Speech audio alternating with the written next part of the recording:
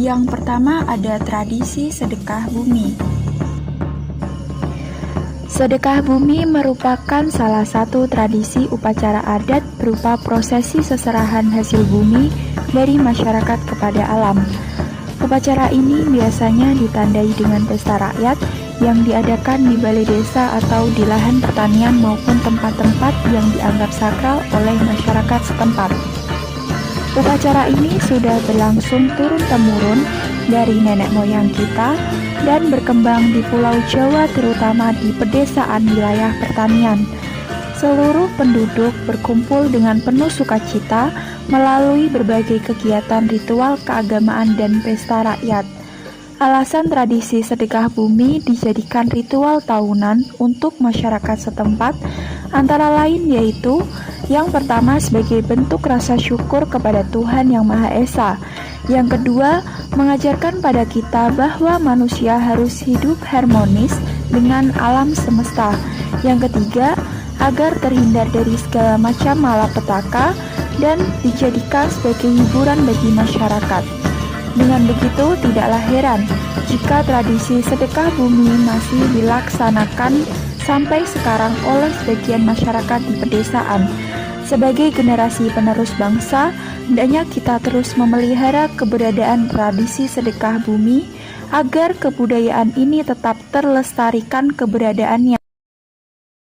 Bondang merupakan salah satu tradisi berasal dari Indonesia yang letaknya di Desa Silolama, Kabupaten Asahan, Provinsi Sumatera Utara. Setelah itu, petani tidak diajarkan untuk bertani dengan menggunakan bahan-bahan kimia untuk pupuk dan pestisida yang dapat mengakibatkan dampak buruk bagi kesehatan dan kerusakan lingkungan, sehingga dapat terciptalah keseimbangan lingkungan. Pupuk alami ini pupuk apa ini Pak? Bukan pupuk kimia ini mah Bapak? Bukan ini pupuk organik ini, yang di sebagian ini adalah pupuk kompos. Pada suatu tempat, adanya tanda upacara bondang dimulai dengan penyembelihan ayam. Kemudian warga masyarakat berkumpul dengan membacakan tahtim, tahlil, dan doa serta menaburi benih dengan tepung tawar. Bondang merupakan campuran nilai-nilai keagamaan Islam dan kepercayaan tradisional terhadap adanya kekuatan gaib. Salah satu warisan tradisi masyarakat Melayu Sambas yang sampai kini masih dipraktekkan adalah tradisi belalek. Tradisi ini merupakan ciptaan manusia yang telah berlangsung turun-temurun. Belalek sendiri merupakan kata lokal dari bahasa Sambas yang memiliki makna gantian atau gotong royong, lebih tepatnya tolong-menolong dalam pekerjaan. Pelaksanaan tradisi belalek sendiri merupakan suatu pekerjaan yang berhubungan dengan kegiatan berada di sawah. Misalnya, si A meminta si B untuk menolongnya mencangkul di sawah. Pekerjaan itu dilakukan tanpa gaji karena nantinya si A harus melakukan hal yang sama di sawah si B, yaitu gantian mencangkul.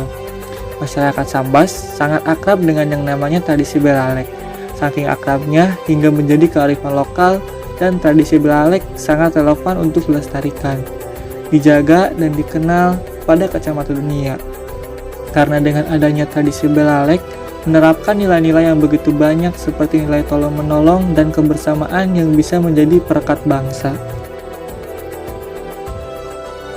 Kebekolo merupakan salah satu tradisi yang berasal dari Ende, Nusa Tenggara Timur. Kebekolo merupakan kegiatan menumpuk atau menyusun barisan kayu hingga memotong lereng yang fungsinya untuk menahan tanah dari aliran air. Kelemahan kebekolo ini terdapat pada umur kayunya, karena lama-kelamaan pasti akan lapuk dan hancur, sehingga para petani harus terus-terusan mengganti tumpukan kayu tersebut agar kebekolo bisa efektif lagi. Tapi telah dikembangkan juga dengan mengganti tumpukan kayu dengan membuat sebuah teras sesuai kontur dan memanfaatkan lahan di teras tersebut dengan menanam tanaman pangan dan hortikultura. Faktor yang mendukung kebekolo terus dilestarikan karena para petani di NTT ingin terus menjaga kearifan lokal. Matudang Tudangeng merupakan salah satu budaya dalam pertanian di Indonesia yang masih dilestarikan sampai saat ini. Matudang Tudangeng lebih tepatnya berasal dari Sopeng, Sulawesi Selatan. Sebelum memasuki musim tanam, masyarakat Sopeng akan menggelar acara Matudang Tudangeng yang tujuannya untuk mempersiapkan segala sesuatu terkait budidaya yang akan dilaksanakan. Acaranya berisi syukuran atas hasil panen musim sebelumnya yang dibungkus dengan kesenian daerah setempat. Faktor yang mendukung Matudang Tudangeng masih tetap ada karena para petani di Kabupaten Sopeng menginginkan hasil panen di musim berikutnya lebih baik melalui perhitungan kondisi cuaca dan sifat-sifat hujan. Kebudayaan Subak. Subak merupakan salah satu kebudayaan yang berasal dari Indonesia, lebih tepatnya di Bali.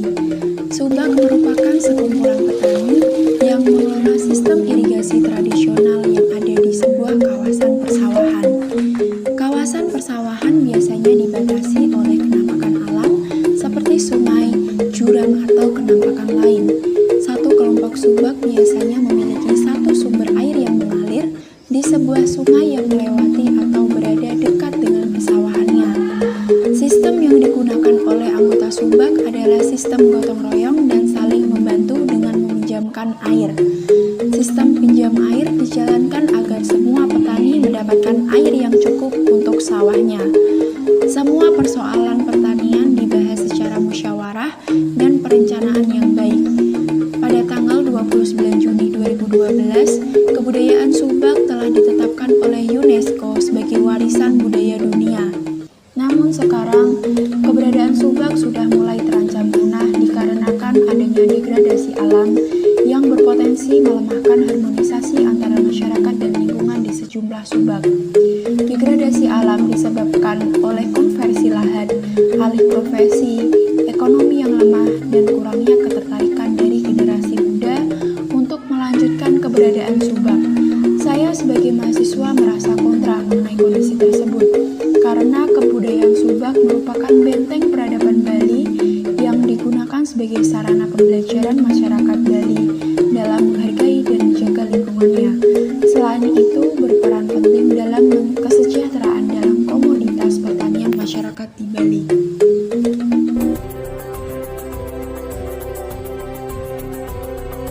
Nyabu gunung merupakan suatu kegiatan cara bercocok tanam dengan membuat terusan sawah. Kemudian dibentuk dengan garis kontur searah sehingga jauh nampak melingkari gunung seperti sabuk atau ikat pinggang. Budaya ini sering dilakukan di lereng Bukit Sumbing dan Sindoro dengan tindakan konservasi tanah untuk bercocok tanam dengan mengikuti arah kontur agar menghambat terjadinya longsor. Untuk melakukan kegiatan pertanian seperti di pegunungan, beberapa lahan yang berada di lereng pegunungan yang masih subur bisa dijadikan lahan pertanian. Nyabu gunung merupakan pengikat pinggang, artinya memasang sabuk pada gunung agar tanah tidak longsor, sehingga kecepatan air aliran permukaan tanah dapat dikurangi. Laju erosi berkurang dan dihambatnya merosotnya lapisan permukaan tanah dari lereng bagian atas ke bawah. Kemudian, kegiatan ini memberikan manfaat yang cukup menguntungkan bagi komunitas yang melaksanakannya. Pranoto Mongso adalah sistem kalender yang digunakan oleh suku Jawa dalam penentuan musim tanam. Berasal dari dua kata, yaitu pranoto yang berarti aturan atau ketetapan, serta mongso yang berarti musim. Dalam perhitungannya, kalender Pranoto Mongso dibagi menjadi 12 mongso atau musim, yaitu Kasa pada 22 Juni sampai 1 Agustus, bagus untuk menanam palawija. Karo pada 2 Agustus sampai 24 Agustus ditandai tanah mengering dan retak. Katelu pada 25 Agustus sampai 17 September bagus untuk mulai memanen palawija. Kapat pada 18 September sampai 12 Oktober bagus untuk menggarap lahan padi gaga. Kalimo pada 13 Oktober sampai 8 November bagus untuk menyebar padi gaga. Kanem pada 9 November sampai 21 Desember bagus untuk menyebar benih padi. Kapitu pada 23 Desember sampai 3 Februari bagus untuk memindahkan bibit padi ke sawah. Kawolu pada 4 Februari sampai 28 Februari ditandai dengan padi mulai menghijau. Kasongo pada 1 Maret sampai 25 Maret selama 25 hari ditandai dengan padi berbunga. Ke-10 pada 26 Maret sampai 18 April ditandai dengan padi mulai menguning. Desta pada 19 April sampai 11 Mei saatnya panen raya genjah. Sada pada 12 Mei sampai 21 Juni bagus untuk menggarap tegalan jagung. Tradisi ngarot berasal dari Desa Lelea, Kecamatan Lelea, Kabupaten Indramayu, Jawa Barat. Istilah ngarot berasal dari bahasa Sunda, ngaleet, yang berarti makan dan minum. Tradisi ini pertama kali dirintis oleh Ki Buyut Kapol, sesepuh Lelea yang mewakafkan tanahnya untuk digarap pemuda-pemudi Lelea yang masih perjaka dan perawan sebagai simbol kesucian yang terjaga dari lahan pertanian yang akan ditanami dan dapat diartikan sebagai keberkahan yang diselamatkan oleh Tuhan sehingga akan menuai hasil yang maksimal. Tradisi ngarot selalu dilaksanakan pada bulan Desember pada minggu ketiga di hari Rabu karena dianggap keramat. Kegiatan adat ngarot itu tidak akan punah. Karena yang jelas gini, ngarot tidak dilaksanakan oleh Pugu Desa Lelea, tanah adat akan diambil alih oleh orang lain. Yang jelas tantangannya adalah tanah adat. Nah, siapapun yang menjadi Pugu, beliau akan menggarap tanah adat itu. Dengan catatan, ngarot harus ada.